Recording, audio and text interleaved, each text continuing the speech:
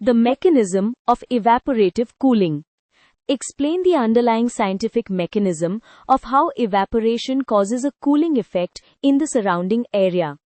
Where do the evaporating surface particles draw their required latent heat of vaporization from?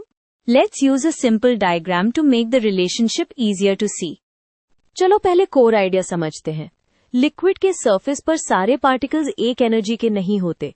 कुछ particles के पास ज्यादा kinetic energy होती है और वही पार्टिकल्स सरफेस से एस्केप करके वेपर बन पाते हैं।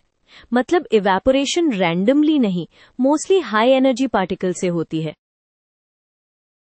अब यही कूलिंग का मेन रीजन है। जब हाई एनर्जी पार्टिकल्स निकल जाते हैं तो लिक्विड में जो पार्टिकल्स बचते हैं उनकी एवरेज एनर्जी कम हो जाती है। एवरेज एनर्जी कम तो टेम्परेचर भी कम, इसीलिए इवेपोरेटिंग सरफेस ठंडी फील होती है। अब इम्पोर्टेंट सवाल, लेटेंट हीट कहाँ से आती है?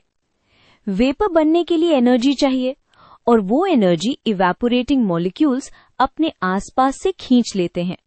सबसे पहले लिक्विड के अंदर की थर्मल एनर्जी से और साथ ही सरफेस को टच करने वाली सराउंडिंग एयर, कंटेनर या स्किन से हीट ट्रांसफर होता है। इस हीट को लेना ही सराउंडिंग्स को कूल कर देता है। इसको एक लाइन में सोचो, इवेपोरेशन एनर्जी कंज्यूम करती है और वो एनर्जी सराउंडिंग सप्लाई करते हैं। इसलिए स्वेटिंग में स्किन से हीट निकलती रहती है, वाटर वेपर बनने में यूज होती रहती है और आपको कूलिंग फील होती है। और लास्ट न्यूआंस है, कूलिंग तब तक स्ट्रांग होती है जब तक इवेपोरेशन इजीली चल सके। अगर एयर ऑलरेडी ह्यूमिड हो या एयर फ्लो ना हो तो इवेपोरेशन स्लो हो जाती है और कूलिंग भी कम हो जाती है। तो मैकेनिज्म सेम रहता है, बस रेट चेंज हो जाता है।